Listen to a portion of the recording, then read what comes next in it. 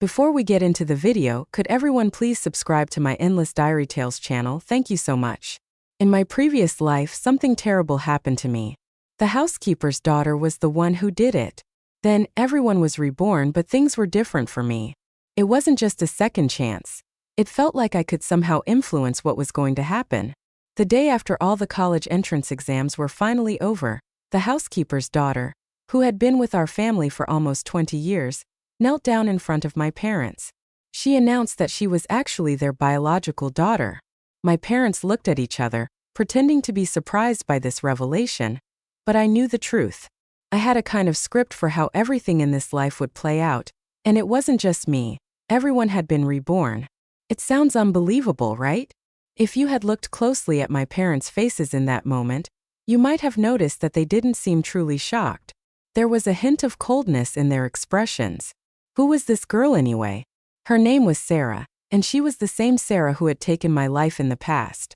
Sarah put on a big show, crying her heart out and looking utterly miserable. My parents quickly helped her up, trying to comfort her. "Don't cry," my mom said gently. "Let's talk this through. How can you be so sure about this?" Through her tears, Sarah managed to say a simple paternity test with mom and dad would be enough to prove it. Wow, she was already calling them mom and dad even before any test had been done. My dad looked confused and troubled. According to my knowledge of the future, he was feeling too guilty towards me to know if he should agree to Sarah's request. I silently chuckled to myself. Of course he should agree. Otherwise, things wouldn't get interesting. "Dad, just do it," I said, trying to look as sad and pitiful as possible. "Maybe I really am not your daughter." My mom's heart seemed to break, and she hugged me tightly. "No matter what," she said, her voice full of emotion, "even if you're not our biological child, you will always be a part of the Johnson family. We will always love you, Emily." Sarah cried even harder. "Dad, you have to believe me. If I'm lying, may I be punished severely." My dad lit a cigarette and smoked in silence for a while. Finally, he said, "All right, we'll go this afternoon." The future told me that my dad thought a paternity test would be a way to manage Sarah better, to teach her not to repeat the mistakes of the past. I almost laughed at the irony of it all. It seemed like blood ties were important even after a life had been lost. They still had hope that Sarah might change. Dark thoughts started to creep into my mind, and I felt this urge to make some changes to the way things were going. I had this feeling that I could. The hospital later announced that Sarah was indeed my dad's biological daughter. Sarah hugged both my parents and cried loudly. At first, I had this urge to change the words biological daughter, but it felt like I couldn't. It was as if the main story couldn't be altered. Well, if that was the case, then let's shake things up. A bit in other ways, I decided to change how Sarah reacted. Instead of crying loudly, I changed it to laughing loudly. Satisfied with this small adjustment, I quietly waited for the next day. The next day, we were all called to the hospital to hear the results officially. The whole family was there, including the housekeeper, Mrs. Davis. We all sat in silence, already knowing what the outcome would be. The doctor came in holding a stack of papers that confirmed Sarah was indeed my parents' biological daughter. Sarah's eyes welled up with tears, and then she started laughing hysterically. Her laughter was so loud that it startled the doctor into pressing the emergency button. Mom and Dad were completely taken aback, pushing away the laughing Sarah. "Sarah!" my mom exclaimed, her voice full of confusion. Between her fits of laughter, Sarah managed to say, "I really am your child. Haha, but this is so sad." Even Sarah probably didn't understand why she was so giddy, rolling on the floor with joy. The security guards couldn't even get a hold of her. Finally, on the doctor's recommendation, Sarah was taken to the psychiatric ward. Mom and Dad looked at Sarah in shock, unsure why things had turned out this way. Could Sarah really be laughing herself silly? Maybe she didn't need to be recognized after all. I chuckled to myself. They couldn't handle it already. This was just the beginning. Sarah underwent a full neurological test and was only released when the doctors confirmed she was okay. The evidence was undeniable. Sarah was my parents' child, and I was Mrs. Davis's kid. Ever since that confirmation, Sarah started looking down on me. I had this sense of what she was thinking, something like, "Even in a new life, you're still beneath me." I found it amusing. Did she really think the universe would let someone who had done so much evil in their past life be reborn for no reason? But I believe she'd figure it out soon enough because she realized our parents didn't cry over her like they had in the last life. Instead, they cared for me, the confirmed non-biological daughter. Mom said firmly, "Emily will always be my child. The Johnson family isn't heartless. I'm willing to take Emily as my goddaughter if she wants. There's nothing like a good mom, right?" Dad seemed conflicted, but if word gets out, it could negatively impact both girls. "I think Emily should return to Mrs. Davis's family, and Sarah can come back here. But don't worry, Emily. All your future expenses will be covered by us." I scoffed internally. Was that really for my sake? More like for their own image. He had been a hypocritical, cold-hearted businessman in my past life, always prioritizing profit. The saying that businessmen prioritize profit over emotions couldn't be more accurate. So Dad acting like that was expected. But Sarah knew now it was her turn to get involved. Sarah looked worried and concerned. "Yeah, Mom, I'm not bothered. My main concern is for Dad." Dad had a look of, "You get me, Sarah?" I seized the moment. I had this feeling I could make small, amorous gowns or dresses paired with extravagant jewelry can get boring if there's too much of the same. This is when you go in the opposite direction. You don't want to be too glamorous, but you also don't want to look too plain.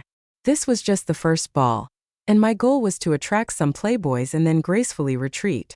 I wore a youthful pink evening dress with minimal jewelry and styled my hair in a cute princess look. I looked as fresh as a peach. After entering the venue, I didn't rush to mingle. Instead, I quietly hid in a corner, eating cake. Just as I was enjoying my second macaron, a handsome man approached, wearing a red suit with the top 3 buttons rebelliously undone and holding a glass of red wine. He looked me up and down and casually said, "Enjoying the food?" I nodded innocently and kept munching on my macaron.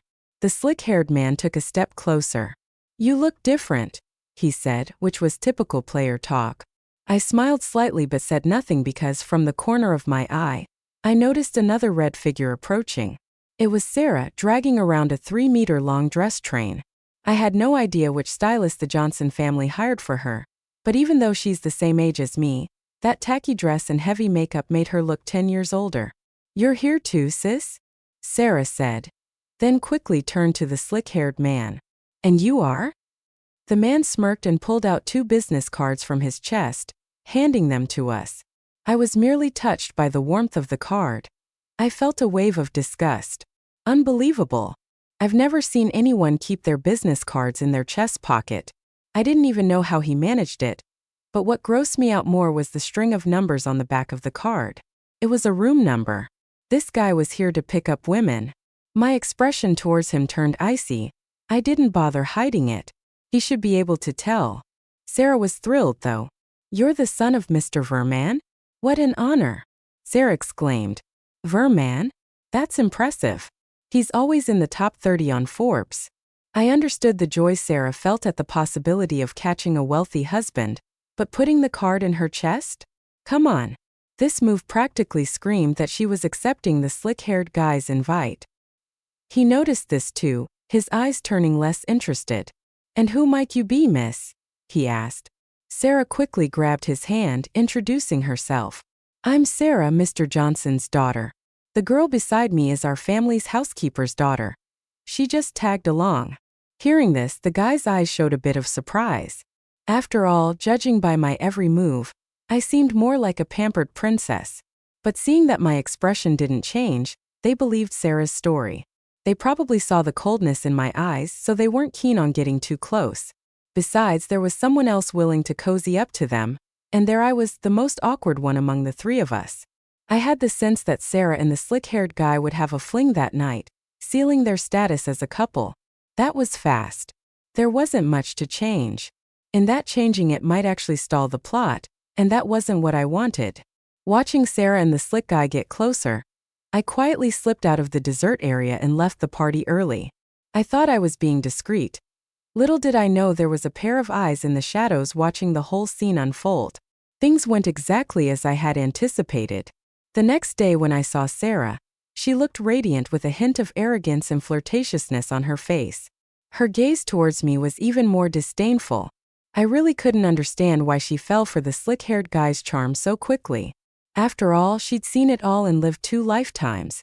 But Sarah could be head over heels for love day and night, impossible to guard against. In her past life, she deliberately harmed me because the senior she liked for 3 years confessed to me. Why didn't I catch on to her weakness sooner? In my past life, the thought deepened my resentment. If she could do it, she shouldn't blame me for being ruthless. The second party came quickly. Tonight I wore a sleek black dress, my makeup sharp and alluring, exuding a noble and commanding vibe.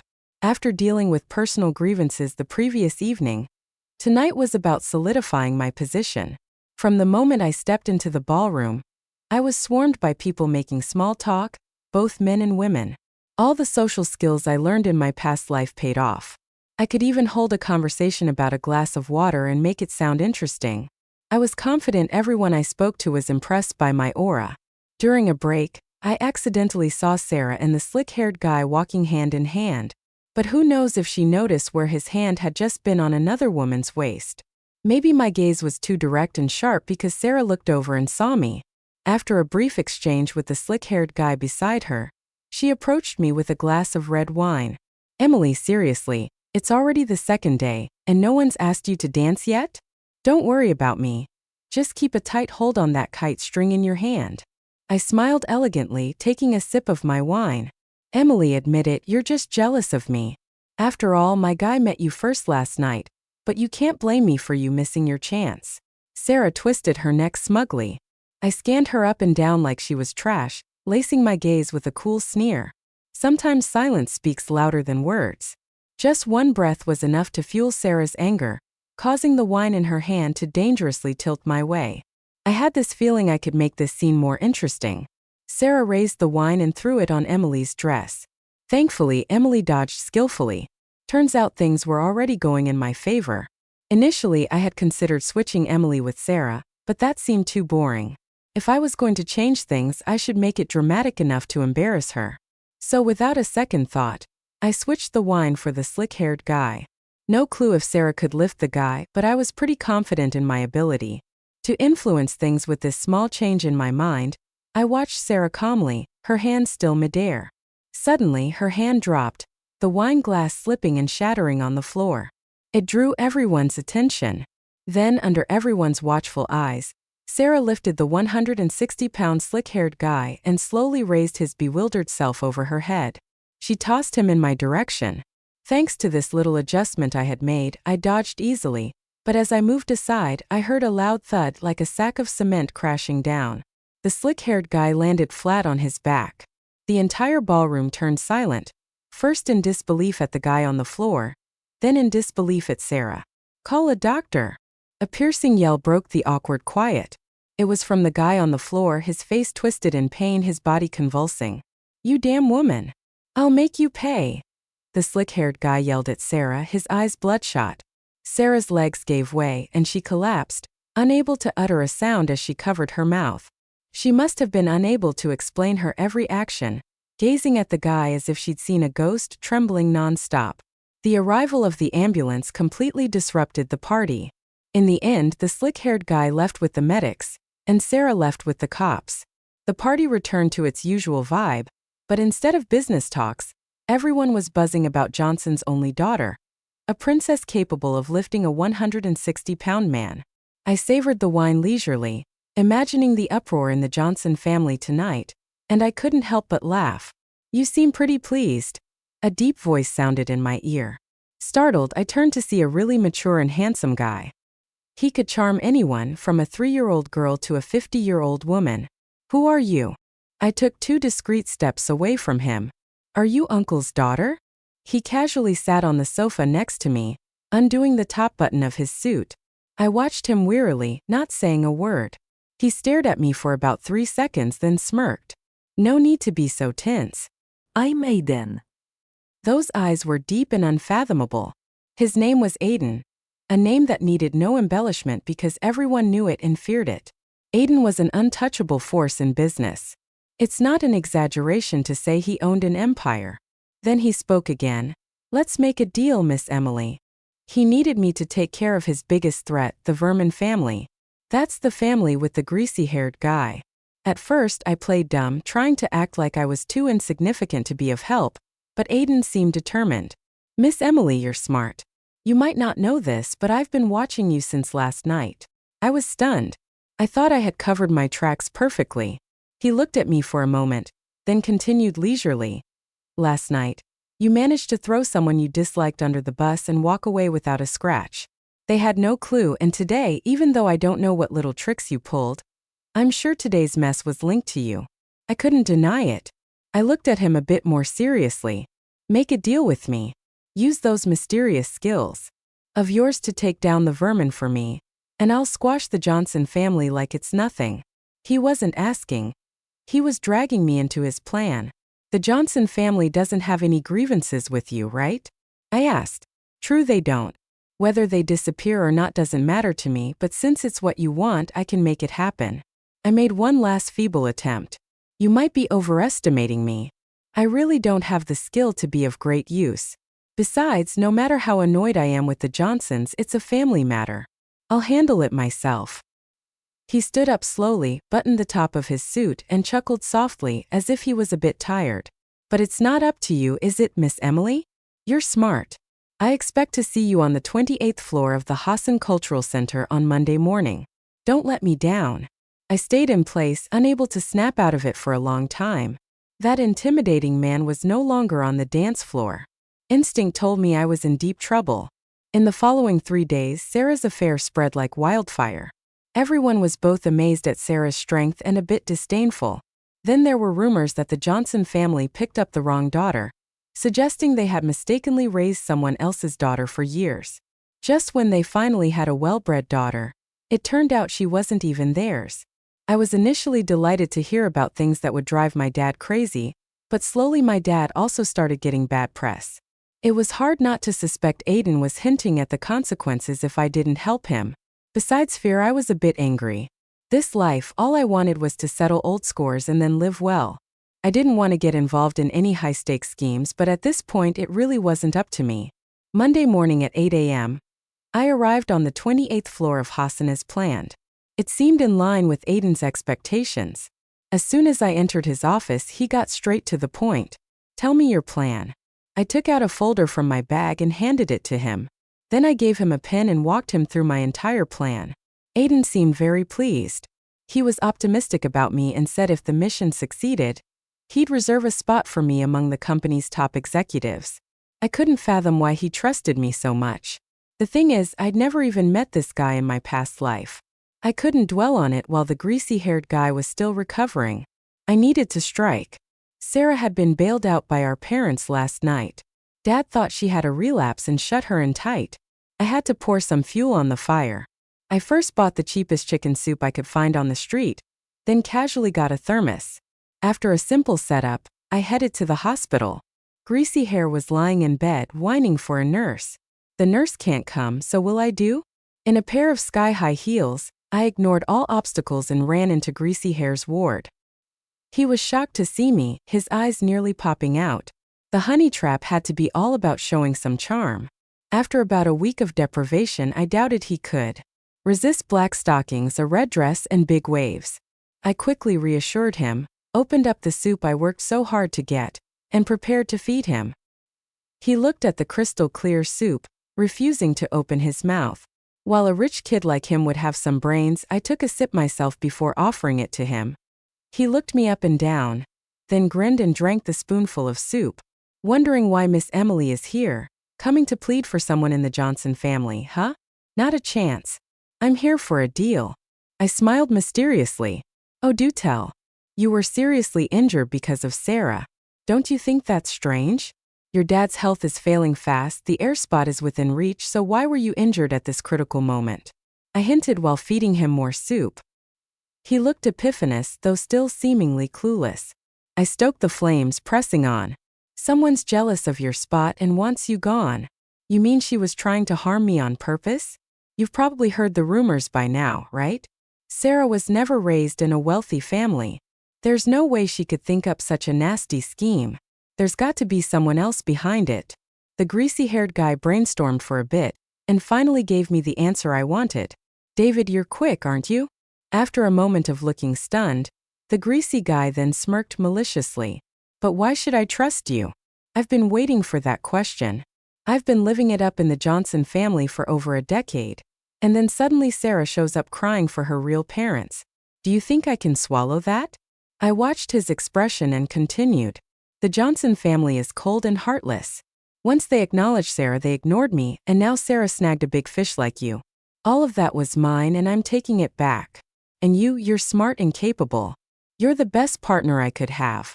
Seeing the greasy-haired guy soften a little, I went in for the kill. If this goes through today, who do you think is more worthwhile, me or Sarah? I batted my eyes at him. The greasy guy picked up on it right away and nervously reached his right hand to my thigh. I immediately stopped his hand, fighting off my distaste. I don't do deals without sincerity. As long as you cooperate, the vermin group and all its spoils will be yours. Think I'd run out on that?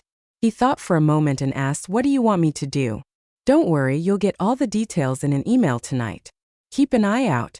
I glanced suddenly at the paparazzi across the way, leaned in, and whispered in his ear, looking forward to your good news, future vermin CEO. He was flattered by the title and cheerfully agreed. With my goal reached, I left the hospital without a backward glance, turning off my phone's recording device. If Aiden isn't on his knees calling me boss after this, I'd be shocked. With the greasy guy dealt with, my next target is the Johnson family. I'm in no rush there, though. I want to let things brew until Sarah walks right into my trap. 2 days later, no call from Sarah, but Aiden's call came first. You sure went all out. I underestimated you. I leaned back on the couch. What, the media's making moves? After a pause, he said, photos of you and Air in the hospital room have been posted by most media outlets. Probably trending by tonight. That's good, efficient work. I was unfazed. Some accounts are stirring the pot. Need me to get rid of them? Nope, let them stir. The more fuss they make, the angrier Sarah will get. After a while, a soft murmur came through the phone. You really have changed. That sounded off. I quickly got suspicious. What do you mean, Aiden?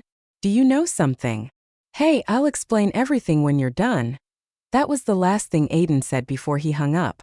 I angrily tossed my phone aside. Suspicious, very suspicious. Everyone who's come back is connected to my death somehow, but I don't remember an Aiden at all. Yet his odd behavior and words suggest he knows something. Before I could piece it together, Sarah's call broke in. I chuckled softly before answering. She launched into a tirade right away. What the hell, Emily? Taking advantage, huh? Air is not yours to take. Those pictures of you? Disgusting. You're just a butler's daughter. What makes you think you can compete with me? I laughed, twirling a broken nail. You already slammed Air into the hospital. Think he'll ever forgive you? Amir told me he had feelings for me at first sight, but you clung to him so hard he couldn't shake you. Now he finally has a reason to let you go. Feelings at first sight? Impossible. He said I was the only one he loved. You're full of it, Emily. Who are you trying to fool? Sarah was losing it. I laughed even more. Oh, but Amir said after his release on the 30th, he wants to take me to the ocean. Says he only takes people he truly likes, but he never told you that. Oops, almost forgot. You and Air were just a one-night stand. Maybe he never meant to marry you. That last jab hit Sarah right where it hurt. For someone as proud as her, being Air's plaything wasn't enough. Damn you, Emily. Just you wait. She hung up. I chuckled knowingly, betting she's frantically dialing Air now. I had the sense that things would go exactly as I thought. After hanging up with me, Sarah called Amir. Her probing put Amir on edge. Sarah promised to take him home to apologize when he's released, but Amir said he's got plans and warned her off, then hung up, leaving Sarah sobbing and alone. All of this, of course, was relayed to Air. I made sure he wouldn't contact Sarah anymore, which undoubtedly became the last straw for her, making Sarah go crazy. It just needed the right opportunity, and I would provide her the time and place, like offering something borrowed. I'm enjoying grapes as I think about it. Sarah, oh Sarah, let's see if you can wise up this time. She took the bait. As for why, maybe it's because she managed to escape under layers of watchful eyes. I had a feeling something was off with Sarah's smarts.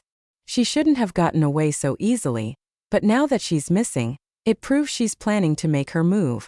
The Johnson family is in chaos. My parents, learning from their previous experiences, can sense something is wrong. They've ordered a citywide search, including surrounding cities. I tried to find out Sarah's whereabouts, but it wasn't clear. It just said Sarah escaped from the Johnson family and went missing. I hurriedly called Aiden. Sarah took the bait, I said.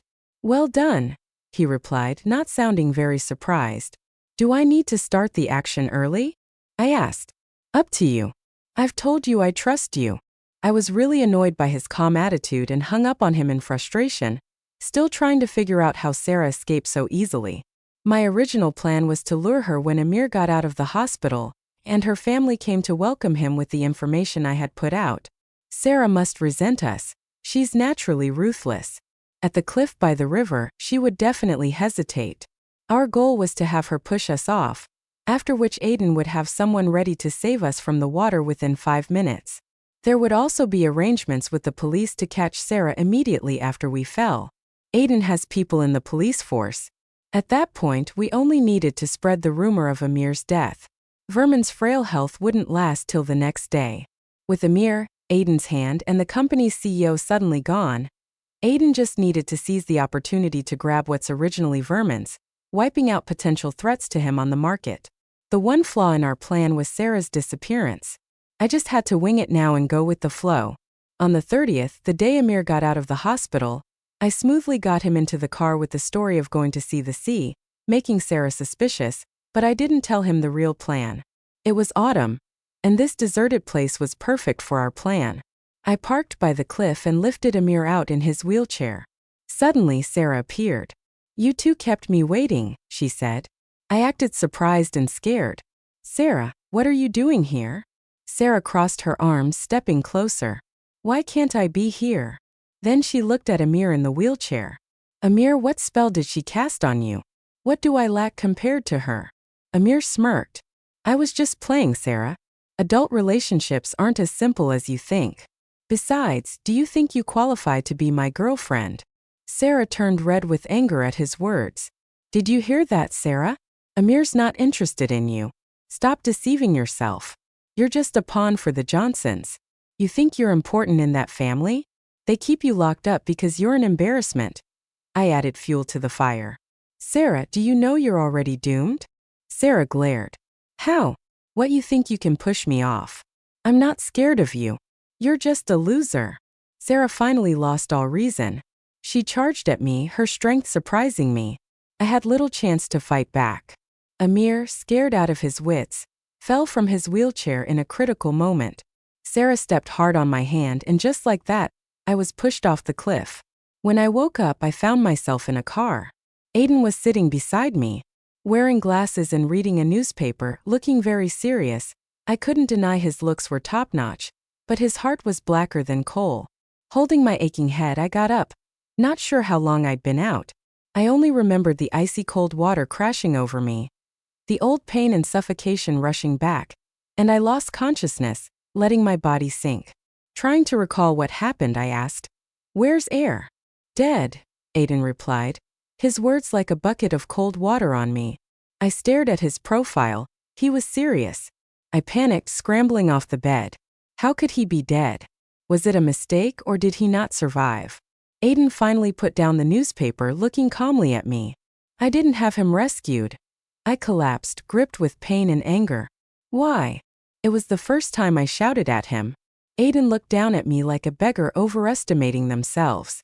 Your plan was perfect, but I couldn't fully trust it. You must know only the dead bring peace in this world. So you killed him? I asked in a broken voice, tears streaming uncontrollably down my cheeks. Aiden leaned in a little, wiping away my tears gently, and said softly, "Shouldn't you be happy? Amir is dead, Sarah is captured. The whole world is ours now." By world, he meant the setup he wanted, one superpower among many strong powers. But you're smarter than I imagined, even better than Sarah, he mused. I looked up, shocked like I got hit by lightning. What do you mean? You worked with Sarah too. He gave a gentle smile that sent chills down my spine. Patting my head, he said, "Smart, but that was in a past life." I froze, unable to move, struggling to believe what he was saying. You're saying you're reborn too? My last words trembled a bit. This shocked me, but at least I kind of expected it. What intrigued me more was why he got reborn. I couldn't help but look at him with some resistance and caution. You said you'd tell me everything once it was all over. He looked at me for a long time, his eyes unfathomable, just like when we first met in a past life. To bring down the Johnson family, I made a little deal with Sarah. I know you're curious why I wanted to bring them down, and let me tell you, my goal from the start was the Johnson family. But who knew you'd bring me a delightful surprise? So I thought, why not take care of everything at once to eliminate future troubles? I trembled uncontrollably. This man was scarier and more sinister than I thought. As for the deal, she helped me disrupt the Johnson family's business, and I helped her deal with you. The weight crashed down internally, twisting every inch of my nerves and leaving me drenched in cold sweat. So in the past life, you were the one behind my murder? He nodded indifferently. Yeah, but I didn't do it myself. I just gave her some advice. I thought everything would be perfect after you were gone, but who knew Sarah could be so dumb? After killing you, nothing was cleaned up, and she got caught by the cops, dragging me along with the suspicion.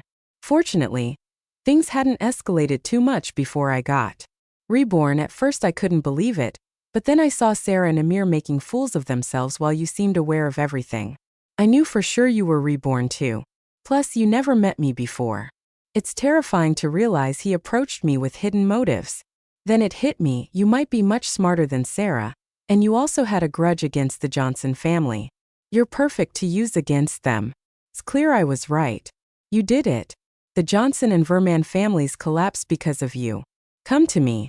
Together we can grow our empire. Whatever you want, I'll give you money, wealth, you name it. I suddenly looked at him, a forced smile on my face. Sorry, you lost.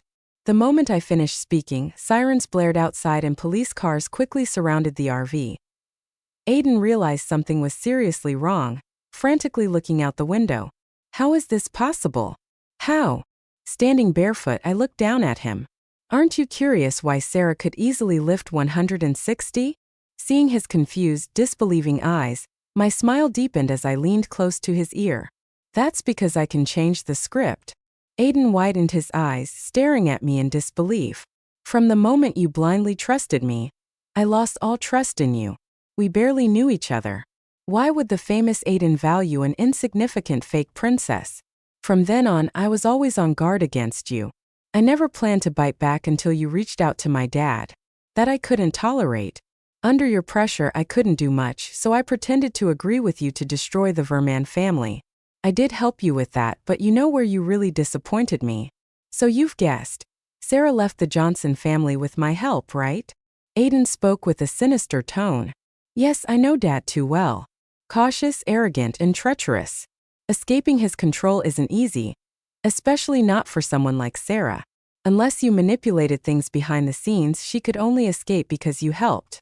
As for why Sarah trusted you so much, it must be because you knew each other in a past life. As you should have guessed, Sarah was reborn too. I know you did all this out of fear that something might go wrong again, ruining your plans and dreams. But the mistake is Sarah's overtrust in you, which got me suspicious. Aiden chuckled a few times, looking down. Not bad. You're really impressive. I did underestimate you before. But so what if you figured it out and called the cops? Amir is dead, and dead men don't talk. He can't do anything about me. I know that, so I changed the script on the way here. I guess your personality might lead you to kill, and luckily I was right. Aiden's expression turned sour.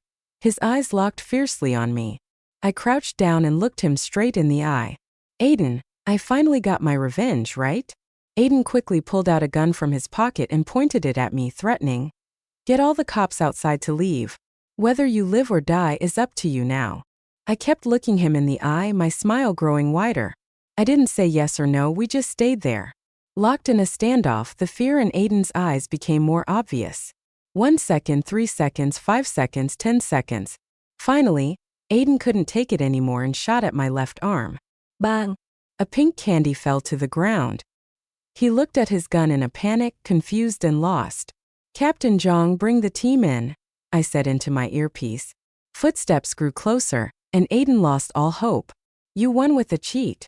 Nothing to be proud of. Yeah, maybe there's nothing to be proud of, But if it helps the people by getting rid of evil, I think that's enough. I stood up and pushed the pink candy into his hand, saying one last thing. Happy birthday, Aiden. Sadly, you'll probably be spending the rest of your life in jail. Aiden got arrested. Besides attempted murder, he had other crimes, but the police couldn't figure everything out yet. The investigation was still ongoing. After that, I visited Sarah. She was sentenced to 8 years. How many? 8 years. Do you get in life? I guess my revenge is fulfilled, Sarah said, a lot of it mostly sarcasm and mockery. I didn't interrupt. I just listened quietly. When she finished, I said with no expression, Sarah, the debt from a past life needs to be repaid in this one. Seeing her look of shock and horror, I didn't give her a chance to argue. I'm confident there's enough to keep her anxious and suffering in prison for those 8 years. I also went to see Amir. Vermin still passed away. We were pushed off a cliff by Sarah and Aiden. Quickly, the word spread. Vermin lived up to expectations and died. But even so, Amir didn't become the president of the Vermin group. The spot he fell from off the cliff was too precarious. Now he's not much different from a eunuch. I guess that's some justice for Sarah too, for someone like him to become a eunuch. That feels about right. Amir was always gloomy and downcast. In the end, he became a monk out of anger. That was a bit unexpected for me. As for my parents, who also got a second chance in life, they were devastated after learning Sarah committed murder. They couldn't understand why, despite being cautious, things ended up like this. I don't really know how things turned out for them. I've cut all ties with the Johnson family, and that won't change. In the cold wind, I thought a lot about the past and the present. But when I got home and saw my dad dozing on the couch with the chatter of the TV in the background, I noticed a meal he had warmed up for me, covered with a newspaper. This is actually kind of nice.